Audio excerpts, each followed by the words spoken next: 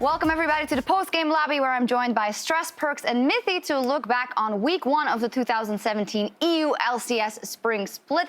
Thank you so much for joining us, gentlemen. And we're going to start by taking a look at the last series of the week, which was H2K versus Splyce.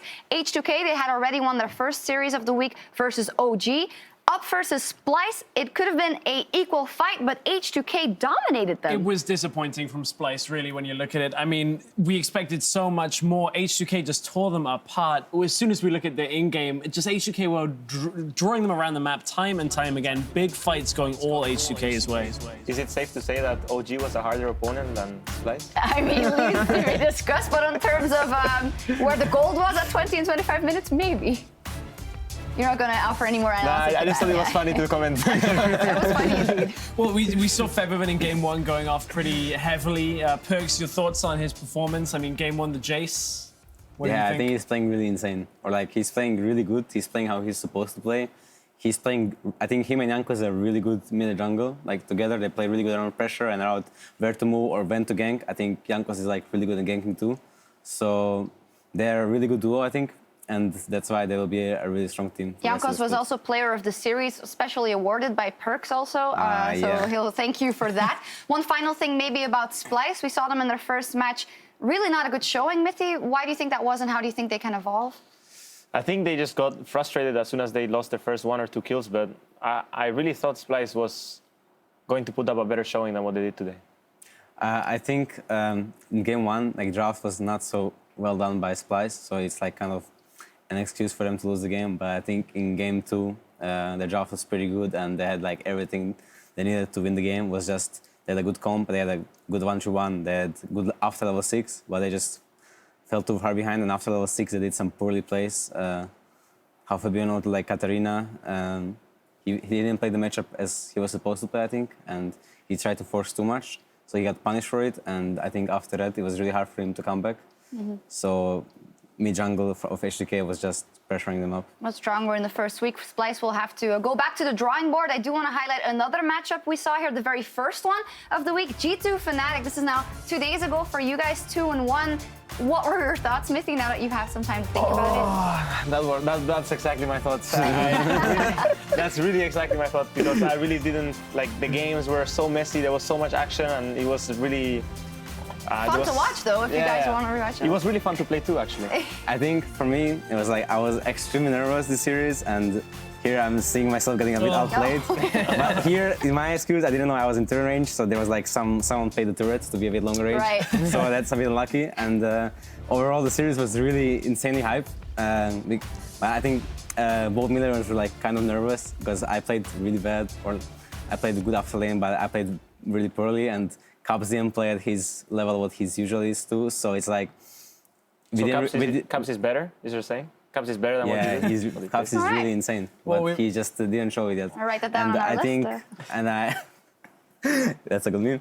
And I think Game 2 and 3 were like so messy, so I had no clue what was going on. Yeah, well, we were even you guys did win. to the old Fnatic backdoor with the rise from Caps. You've heard, Perkz, your thoughts on Caps. Mithy, quick thoughts on Jez's return to the Rift? He played well in those games.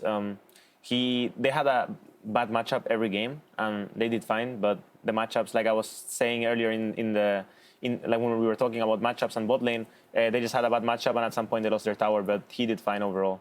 All right, well, it was a very interesting one to watch. If you're going to rewatch one of the matches this week, you should certainly watch Fnatic G2 again. And another one we want to highlight is the Unicorns of Love versus Vitality. Just because the Unicorns of Love, they had a game plan and they broke the mold in terms of picks and bans. Again, trying to break a little bit of the meta game we had in the 10 pick and ban phase, at least for the Unicorns. You know, they let the Rengar through, picked the Ivan, picked a bunch of shields in response. And Unicorns always exciting and did not let anything down against Vitality. Unicorns of Love 2-0 in their week. We had a post-game interview this week also with Febiven of H2K, who said that Unicorns of Love were very, very good, possibly second best in that group. Perkz and Mithy, what do you guys think?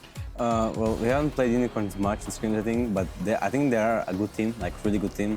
And they have good players on every role. I think Sjokz is a good jungler. Like, he's surprisingly good for a rookie. He's not like, he doesn't play as like any rookie's like contract, so was like carrying alone by solo queuing. But I think Sjokz is like a more controlled jungler. He plays like really smart and really good around the pressure. Mithy facepalmed at that Camille. Oh my God! I didn't watch that game. Oh, that hurt. Oh, Yeah. it felt like a stab on. Well, Vizicachi was the player of the series also in that one. He did get his hands on Camille in game 2, so that's always good. Short, Yeah. maybe Vitality. Where do you guys see that team going this split? It's always strange, right? Like you always think, oh, Vitality, they're gonna be so good, and then they end up 7th place. So maybe it's safe to say 7th place now. I'm not sure. Maybe Hachani can whip him into shape as we get further, but still a lot more to see from Yeah, Vitality. I heard for that sure. Hachani is insane. So Yeah. so maybe he can bring the team and teach them all how to play the roles, and then when everyone knows how to play the roles and how to pressure with the map and how to not play for kills or play for outplays like Cabocher is trying to do and play for pressure and smart play, I think they can be a good team. Yeah, Because we they have- have good players. They have good players. We have a lot to look forward to. All the teams are evolving. We're going to take a look at the standings after 1 week of competition as they are ranked in terms of series wins. G2 has 2 of those for now. H2K has 2 of those. Then Misfits, Unicorns of Love, each one, and the rest of the teams don't have any wins yet. What is standing out for you for the standings for now? One thing standing out, it doesn't quite come from the standings, but Misfits a little underwhelming in their first performance. Giants looked a lot better than people were giving them credit for, so we need a couple more weeks of play to see exactly where the newcomers to the EU LCS can find themselves later on in this. Mithy and Perkz, when you look at these standings after week 1, is this somewhat to be expected, most of the things? I think it was pretty much like drawn out to be that way. I mean, if we can safely assume that we were going to win our game, right? Yeah. Then yeah, I think that's probably like what everyone wrote off for the standings to be if G2 would win the first game. All right, well, all plans so far. Look forward to what's coming up in week 2. It's a super week because we love those and we miss them so much. So many games, and let's see at G2. You guys are facing Misfits, so how do you think that's gonna go? They are the new and coming quite hyped team. On Misfits, kind of remind me like G2 1 year ago, coming from Challenger Series with 2 Koreans and 3 rookies, I think. Oh, they're Power Rival, which is not a rookie. They're like good top and AD, and they're like a pretty interesting team. I think they're not like super good right now, but they have quite how is it called, potential to be good. And I think they're not gonna be like an easy opponent, but I think right now we will probably have the upper hand. I actually didn't realize until now that I'm playing against my whole team, like my whole old team from Origin. Yep. Until now that we're actually all in the same group. Yep. That's kind of funny. Yeah. I just wanted to Something to look forward to. Another funny thing to talk about. So funny. The real What standard a funny match, fact, guys. Unicorns H2K on Saturday. That's going to be a great match. That's going to be a fantastic match indeed. Now, we are going to dive a bit deeper into week 1 with some rookies to watch and the 10-ban meta with our guests. So if you're joining us in client, be sure to hit up youtube.com/LOL Esports for the extended edition of the post-game lobby. It's gonna be fun. I'm gonna look at myself every time. You're going to watch the VOD, of course. Well, now I will that's see out of the myself on the way. client all the time. Oh, and a zoom in over there. Guys, come on. You can see how good you look. So we're going to talk a bit more about the week. We have a bit more time to dive into some things. And the first thing I want to ask about is your first week performance and just your new entourage and infrastructure. You guys added Weldon as well and Sjokz. So how's that all going? I go? Yeah, you go first. Surprisingly good. I thought it was going to be a lot more messy, and like I didn't really like have any expectations, but I didn't think it was going to go as well as it's going right now in terms of coaching staff and how we are working as a team towards solving issues, talking about them, and yeah, in general, it just feels a lot better. Like, and it feels like we improve faster too. I agree with what he's saying. I think we have never been like improving at such a fast rate and so efficient. Like everything we do, even the small things, like every small detail is being improved on by our coaches, on our players, and it's like we are facing problems a lot more. So we are like having conflict, but a positive and like good conflict, and we're just solving so many issues and getting better every day. So I think both of them are a really good addition to our team. And about my personal performance, I think today, overall, I've been working on like the last 3 months to play smarter or like just use my brain more, and it's been working really well. Even though my first game versus Fnatic was like, well, I was really like shaking and nervous, so it was just really stage jitters. But today I was really confident. Would you mind giving then a concrete example of what did the coaches or what did Weldon then say to you maybe after that game or after that series? Well, I wasn't like tilting or something. I was just nervous, and I was just playing bad. It's hard to explain, but I was not. I was playing nervous and bad. I was 0-3 with Syndra, and now I didn't tilt for a second. So I was like, I was actually proud of myself. You know, holy shit, I'm 0-3 feeding, and I'm mentally strong. Like at the Worlds, it was like, oof. GG, But now it's really good, and it's been a lot from Weldon too. I think like his what he's been teaching us after scrims and within scrims, and yeah. I think the best part is that we have kind of found, or at least for now, right? Maybe it's like a honeymoon that we're having or anything, but it just feels like, at least during scrims and maybe during the first few games of LCS, that even when things are not going well and when people are tilting off the face of the earth and things are like, just like we don't have a good day of practice and so on, they're still learning. There's still people trying to keep each other, like comfort each other and like keep the group together. And even if someone is really mad, that person will also like try to like calm down and talk about things with like slowly without trying to trigger someone else, you know, to like start a whole sad or madness situation. So it just overall feels a lot more professional, and that we're all working towards a goal without getting like dug in the bad things that are happening. Yeah. You know, you two are more of the outspoken members of G2.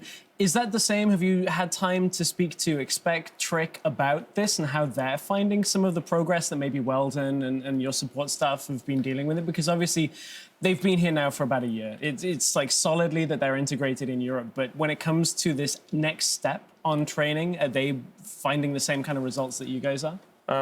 I know since Trick has Dejan has been playing with us for just a split, so his English is not as good as Trick's, which has been playing like in Europe for 2 splits now.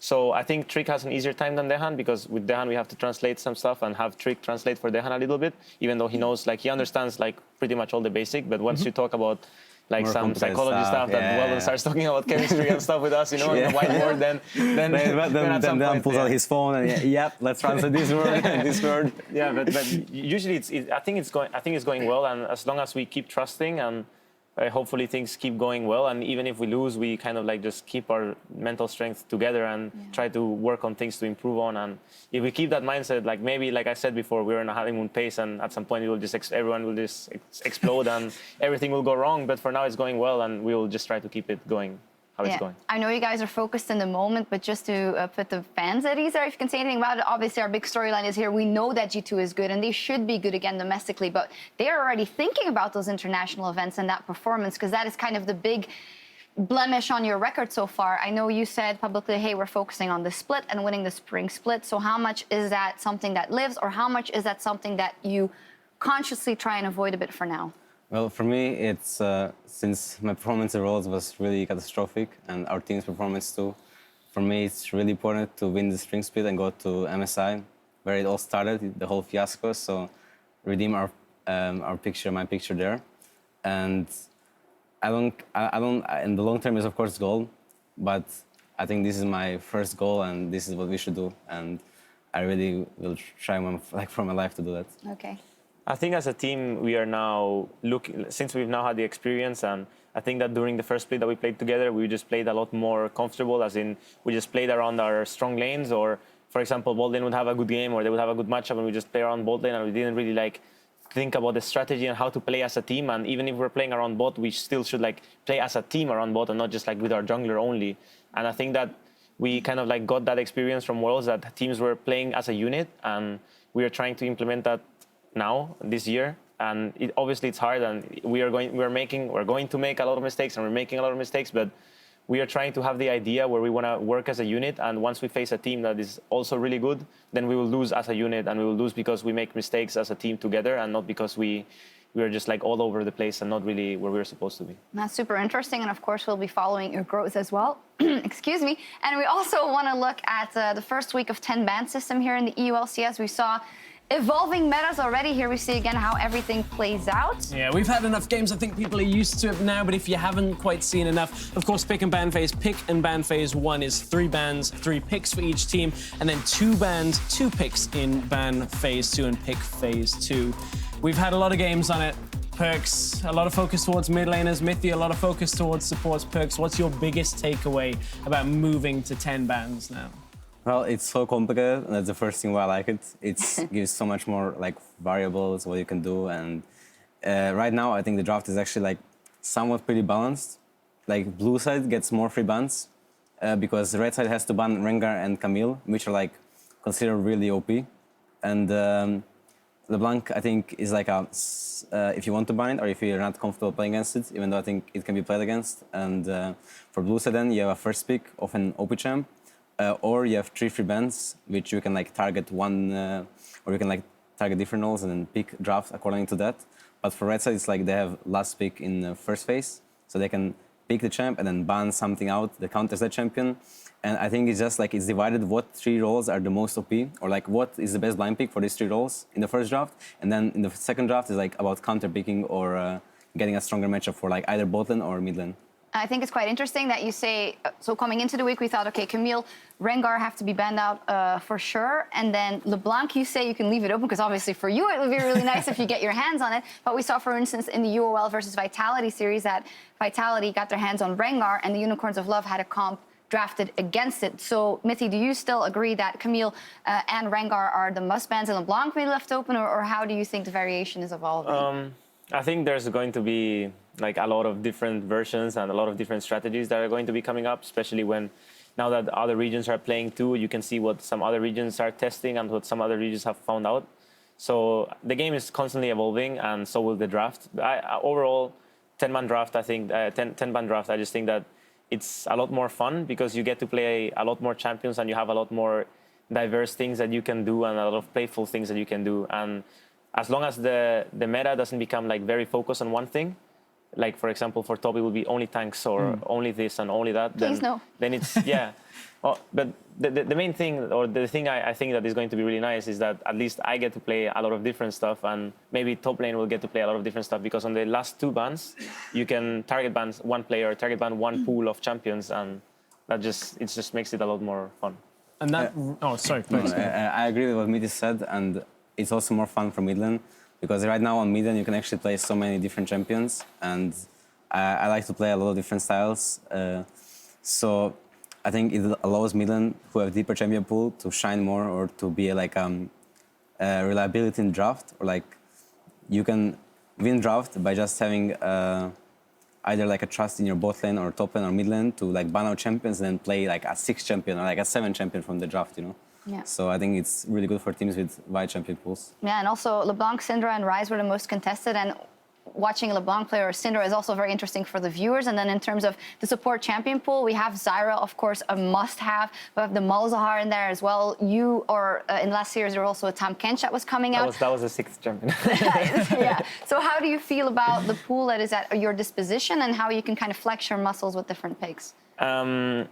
I feel like I'm not really good at anything, but I can play everything kind of like okay. At least I not to the point where I don't get flamed too much. So overall it's fine. I can play MF, I can play Zyra, Malzahar, Karma, Tahm Kench, and then all the tanks, you know. Do you now mean mechanically, or? Yeah, mechanically. I mean mechanically. I think just in general there's so many things that you can play, and if you target one person, I think probably like the hardest for me would be to play Thresh well.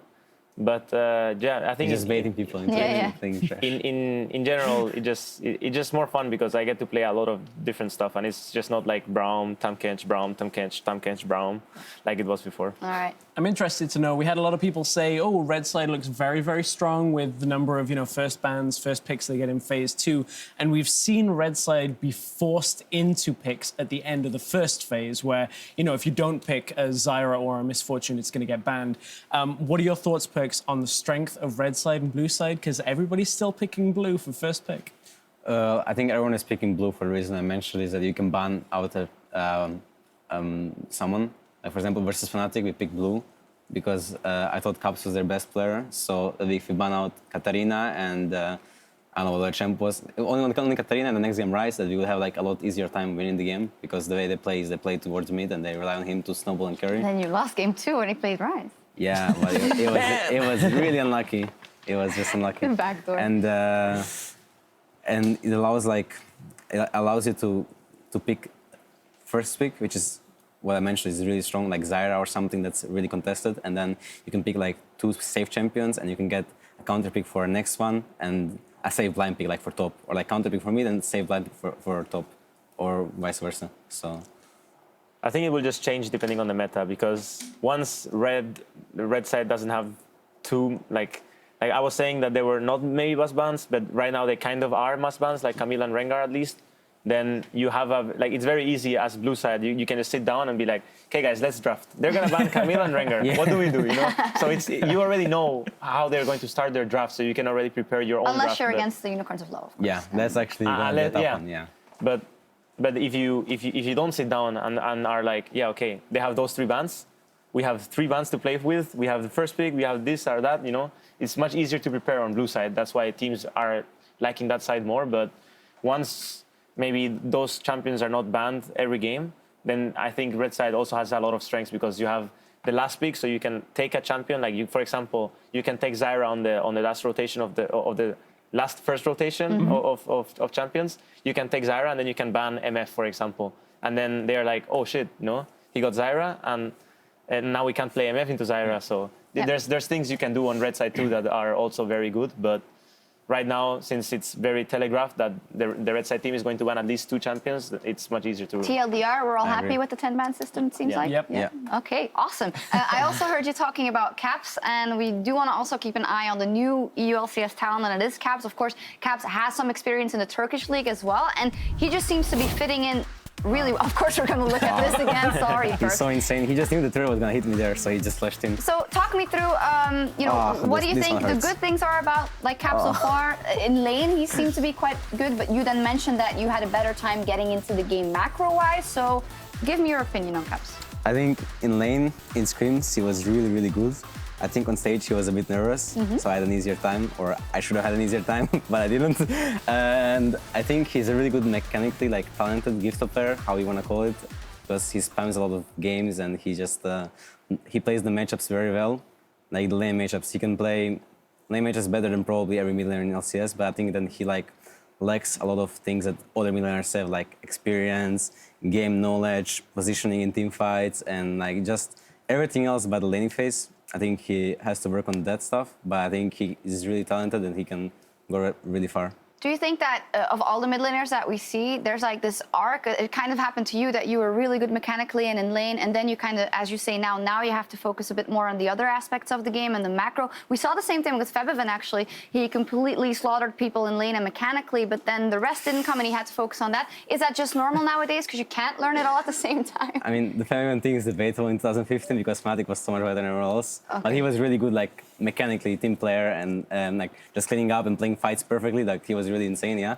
But I think you're right. What you're saying is last year I was focusing more on myself, individually. I wanted to be so fucking good that I can win versus everyone with my eyes closed, And it was not a good mindset to have, obviously, for a little cocky kid. And and then after Worlds and everything, even before Worlds, I already started thinking of more macro, more brain, using my brain, etc., etc. But it just, I don't know, it was a really bad tournament for me. And then after that, I spent a lot of time just focusing on myself, not the mechanics part and everything else, which made me grow and improve a lot. I think it's gonna be same for Caps, or maybe not, because maybe he will not be as cocky as I was, and maybe he will take advice from his teammates or just whatever to make him not feel the fall or the fail at international tournaments. So yeah, I think if Fnatic gets international tournaments, he will perform. I mean, it's early to say, but he can perform good. He has 3 veterans in his team. I just want to point out. And Jessis is kind of a veteran too, in a way. And 3 veterans. 2 of them also, together with me, also helped out Sven when he was starting. He was starting to play. So I think that if he plays his cards out right and listens to everyone that wants to give him advice and wants to help him out, even though maybe all advice he doesn't agree with, but every advice is welcome, right? I think he can overcome all these small things that kind of hold you back. We're all looking forward to seeing Caps' growth, and especially the Perkz-Caps rivalry, which maybe we'll get to see a few more times in 2017. Speaking about a player that was playing for his team, I want to talk about Xerxes. For all the Unicorns of Love, has experience in Turkey, much like Caps, but this guy showed no nerves on the stage yesterday, bringing out different picks, bringing out the Rumble. We saw, the Ivan come out as well. Seemed to have a great game. What were your opinions on him, Perkz? He's actually impressed me a lot. I didn't expect, like, I saw in some interview that Alex said that he was going to be a new monster or something. I was kind of cringy to that, but it turned out to be really true. Like, he's really impressed me, and he's been performing he's been performing like a veteran, not like a rookie, which is like pretty surprising for me for a guy who just entered LCS. You know, yeah, he has experience in Turkey and stuff, but this is like a lot better teams and higher pressure, and yeah. He's just been really solid, and I look to see more of him. Still, it's interesting that both Caps and Xerxes, they come from those Turkish leagues and they come here and they perform quite well immediately. And to the fact that he also has a big champion pool, which is, he fits in great in Unicorns of Love. If you have a deep champion pool, you can give Sheepy all these tools to work with.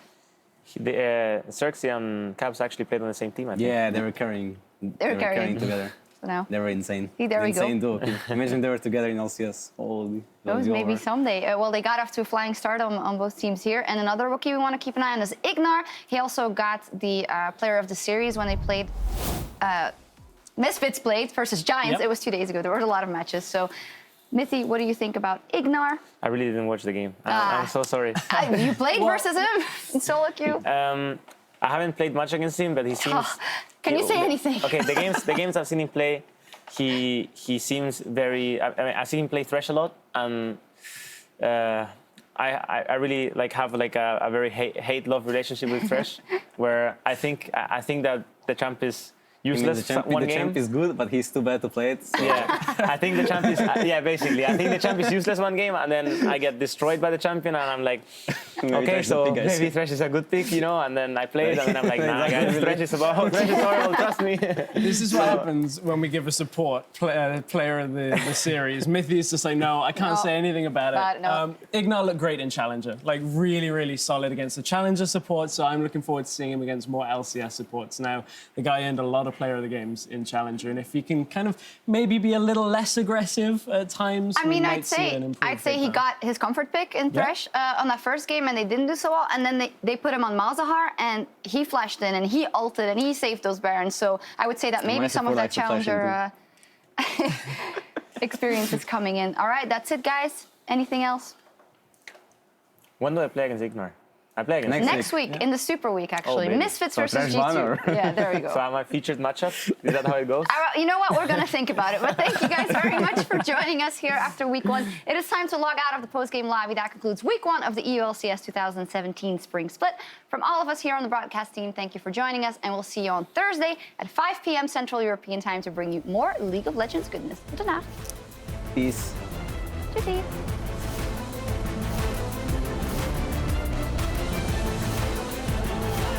All the way through and first blood for the Maokai. And Mithy is going to get caught by the rest of the team. Maxlor has jumped in. Safeguard, not safe enough. Maxlor is burning and gone. And down goes Medine. And just like that, 3 kills on the board for G2. 3 people down here, but there's a double teleport, and in comes Trick and Mithy. It's never just one. And just like that, they're going to burn through Maxlor. Nice push Trick, but Perkz coming around the backside. Sven opens up the curtains, and now Rocket, they're going to make him disappear. How about that for a magic trick? What an ace! 38 minutes, and G2, it's going to be Nexus.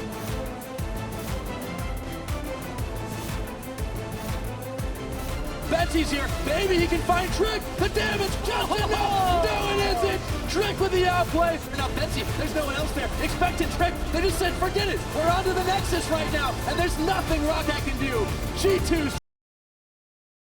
And then my teammates will get headache. I don't know. Need to get the shock blast. Trashy shield as he makes it out. Jankos wants the highlight. Wonder's gonna take him down. No, it is Jankos. Oh, he pulls back. H2K, they're too far ahead. It was everything we expected from the draft, and H2K out-execute to take game 1. But Jankos is on the way. Wonder may have overstepped. He's dismounted. Pocket pistol not to take him to safety. First blood for the First Blood King. Jankos maybe looking for the out duel. Flashes forward. Does have the empowered Q. Can just reset it. Senkux. H2K is picking them apart. Senkux wants to make the hero play. Can he get the reset? Flash out. Double kill for H2K. As they move into their 2nd game win. Their 4th game win of the week. Their 2nd series win. H2K off to a clean and confident start as Jay takes the glory in the last seconds.